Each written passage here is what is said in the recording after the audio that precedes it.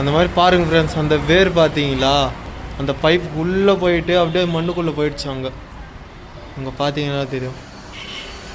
அப்படியே இந்த மாதிரி தான் சின்னதாக இருக்கிறப்ப, இந்த மாதிரி சின்னதாக வர்றப்போ பிடியும் போட்டுருந்தோம். ஏன் அவ்வளோ பேர் வீட்டில் பார்த்தீங்கன்னா எப்படி போயிடுச்சா. பழைய காலத்து வீடு இது, பழைய காலத்து வீடு.